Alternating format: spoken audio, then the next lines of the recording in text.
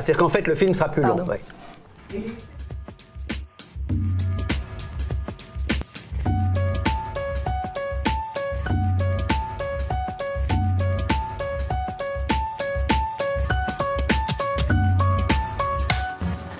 Bonsoir à tous, bienvenue au piano à Montreuil pour une nouvelle édition du Monde Libre. Depuis quelques années, on annonce le retour de la violence politique. Les médias mainstream, main dans la main avec le pouvoir, s'en donnent à cœur joie pour offrir le spectacle d'une menace. Le monde libre, dans la gueule du loup, vraiment politique. Ou encore les sujets qui fâchent, les documentaires, les films pour enfants.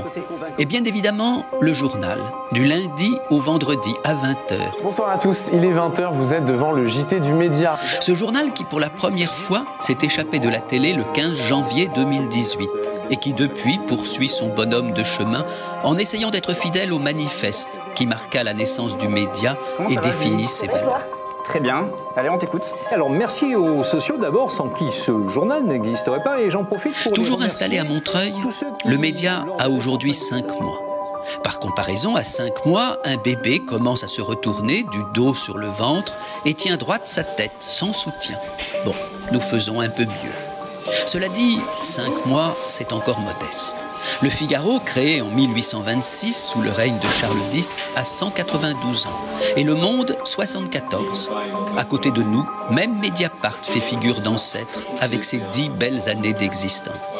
Mais par les temps qui courent et qui ne sont guère favorables aux médias indépendants, 5 mois, cela peut quand même donner matière à se réjouir un tout petit peu. Au stade où nous en sommes aujourd'hui, notre survie est en soi une surprise pour un certain nombre d'observateurs, et je pense que nous ne devons pas bouder notre plaisir. Et je pense que, évidemment, avec la qualité des gens qui sont présents ici, l'engagement des gens qui sont présents ici, nous ne pouvons que produire des choses qui seront surprenantes, puisque de toute façon, nous sommes décalés. Affirmant sans ambiguïté son engagement, le Média a dit tout de suite ne pas vouloir pour autant s'enfermer dans une logique militante. C'était pour lui une nécessité, car si 20% des électeurs avaient voté pour Jean-Luc Mélenchon et qu'on pouvait espérer qu'un grand nombre d'entre eux soutiendraient le Média, son projet ne pouvait pas être celui d'un mouvement politique. Évidemment, ça, on est complètement d'accord, tous, je crois, ça n'aurait absolument aucun intérêt. D'ailleurs, moi, sur les plateaux que j'anime, j'ai reçu finalement assez peu de députés ou de figures de la France insoumise. Je suis ravie, par contre, de pouvoir le faire, puisque dans les journaux où j'étais jusqu'ici, il était très rare de donner la parole aux proches de Jean-Luc Mélenchon. Et c'était très difficile à faire. Donc ça, c'est un plaisir, mais évidemment, le but d'un média ne peut pas être d'être le bulletin paroissial d'un parti quel qu'il soit, et pour moi, ça n'aurait absolument aucun intérêt. Alors moi, je viens de lieux qui sont tellement délabrés, dégradés, désolés même, en termes de liberté d'expression, que c'est un bonheur d'être ici, parce qu'il n'y a pas d'interdit, justement, dans les idées qui peuvent se dire. Cette liberté, dont le Média sonore, lui a permis notamment de s'émanciper des supposées contraintes de l'information mainstream, ce qui se voit chaque soir dans les sujets abordés. Le premier truc que je dis, quand les gens me disent qu'est-ce que c'est le Média, je dis qu'on a bousculé la hiérarchie de l'info.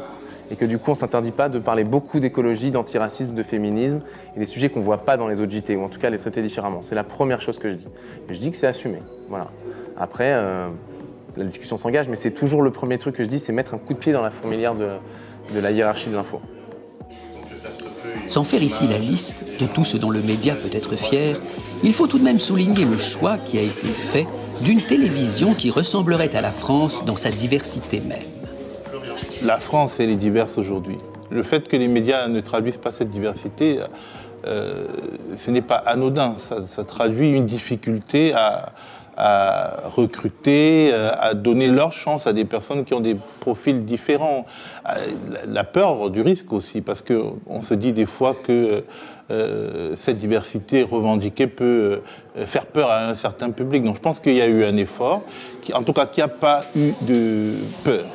Et c'est aussi un message adressé à la société française, aux parties de la société française qui s'estiment minorisées, invisibilisées. Le fait de voir des gens qui leur ressemblent, ça fait plaisir. Et je note quand même que les confrères n'ont pas beaucoup parlé de ça, ils n'ont pas rendu justice aux médias en évoquant quand même l'effort en termes de diversité qui est fait, puisqu'on a beaucoup parlé des défauts supposés au réel du média, mais par exemple, cet aspect-là, cet effort-là, on n'en a pas beaucoup parlé, parce qu'il devrait peut-être nous consulter puisqu'il n'y arrive pas.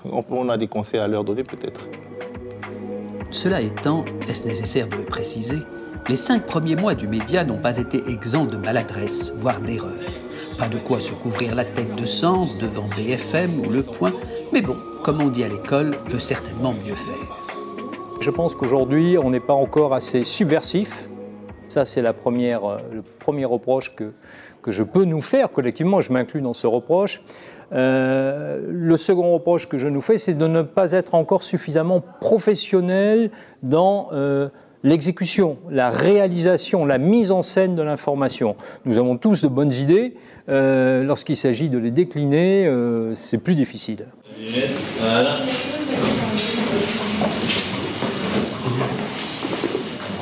Bonjour, vous allez bien ? Alors on précise que c'est le teaser d'un film qui est en train de finir d'être monté d'ailleurs. C'est hyper français ce que je viens de dire, non ? Qui est en train de finir d'être monté. Si, ça va ? Si, c'est pas mal. Donc à retrouver. Quand est-ce que tu auras fini de le monter ? On est en train de le monter avec Nicolas, j'espère à la fin de la semaine prochaine. Quoi. Parce qu'on a tous hâte de le voir sur le plateau pendant qu'on regardait le film. On disait qu'on était vraiment dans l'intimité du média et que c'était assez chouette. Donc on a hâte de le voir. Dolores, salut, ça va ? Oui, ça va. Je fais comme Iban. Ouais. Salut, ça va ? Du coup, alors quel est ton moment de fierté ? Qu'est-ce que tu peux nous raconter, nous dire ? Il y en a eu plusieurs. Forcément le premier journal, parce que quand je suis arrivée, moi j'avais jamais fait de télé, jamais. Et donc déjà j'ai eu la chance de pouvoir être épaulée par Yanis, Iban, donc tous ceux qui étaient déjà là, Théo, Reda évidemment aussi. Et donc de pouvoir programmer des invités, oui, qui ont un peu, enfin qu'on voit pas partout ailleurs, et notamment il y a eu Océan qui est venu, qui est un comédien que j'aime beaucoup, et aussi Elisa Rojas. Je pense que ça a été un moment hyper fort et important parce que déjà elle était super bien, qu'après on a vu les réactions, tout le monde était là, mais donnez-lui une chronique aux médias. Le discours qu'elle tenait était à la fois structuré, très politique. Et il allait aussi derrière la communication donc sur le sujet, la question de l'accessibilité du handicap. Donc ça, c'était un moment fort. Et puis après, c'est aussi... Attends, on t'entend mal, on est en train de me dire qu'il faut que tu prennes ce micro-là. Est-ce qu'on m'entend mieux du coup ?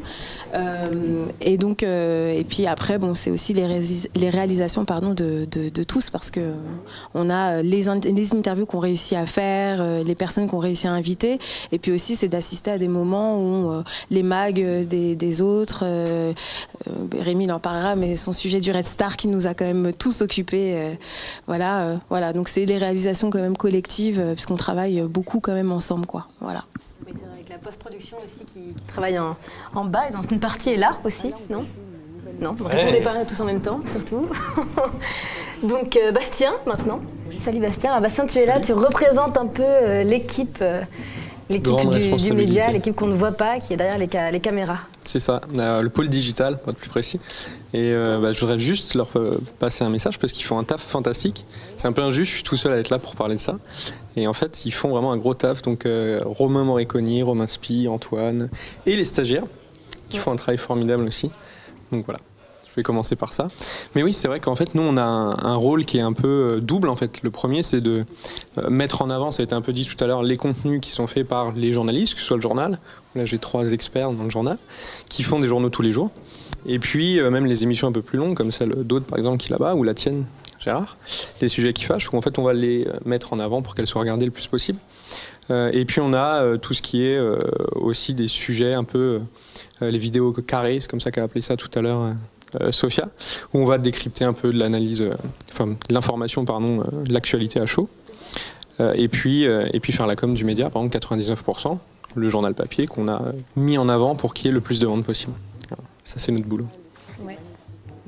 C'est peut-être l'occasion, d'ailleurs, avant de passer la parole à l'un de vous deux de dire aussi, parce qu'il faut le placer à un moment donné, que ce qui caractérise aussi ce média, c'est le fait qu'il est, je l'espère que tout le monde le remarque, de très bonne qualité technique. L'image est belle, on sait le rôle qu'a joué Henri Poulain dès le départ pour que nous ayons de bons matériels, de bonnes caméras, qu'on ait... Quand les gens viennent ici ou quand ils voient l'image, ça n'est pas l'image classique sur Internet, c'est quand même un degré supplémentaire. Et c'est vrai que on est tous reconnaissants, Henri, d'avoir contribué. Il avait une exigence. Au début, on disait est-ce que c'est vraiment nécessaire? Est-ce qu'on ne peut pas faire des économies? Il a été, c'est vrai, très nécessaire de l'écouter. Et ça fait quand même qu'aujourd'hui, on est fiers d'avoir l'image que nous avons, l'image du média. C'est vrai.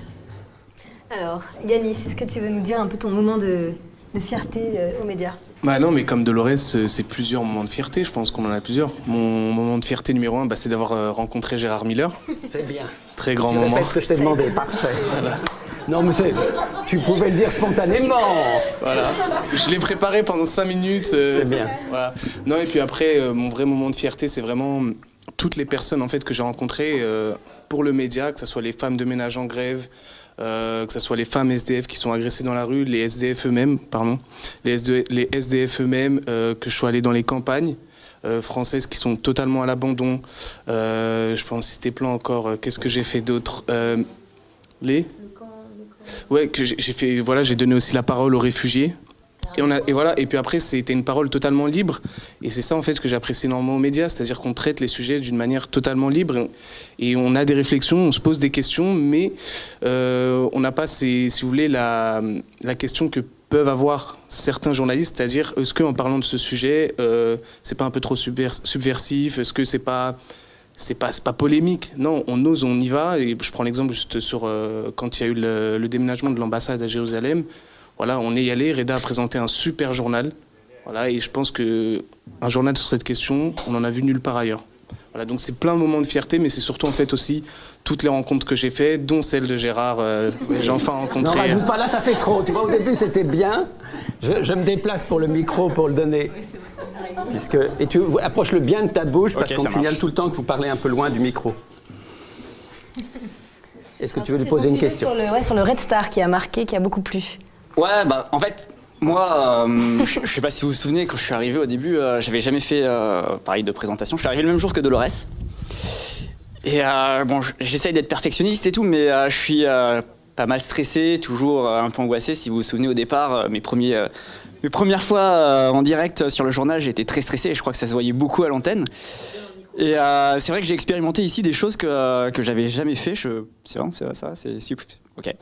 Que j'avais jamais fait. Et déjà là, c'était un pas énorme pour moi. Et ce qui m'a permis aussi de progresser, c'est le fait qu'on soit. Enfin voilà, j'étais quand même entouré avec une équipe plutôt bienveillante, avec Théophile, avec Reda Settar, avec Iban, avec Yanis, Dolores, etc. On était quand même, on est une équipe. On est une équipe assez soudée. Et, voilà, j'ai été un peu chapeauté, on m'a aidé à me former, à devenir meilleur. J'espère qu'aujourd'hui ça va mieux quand même. On verra.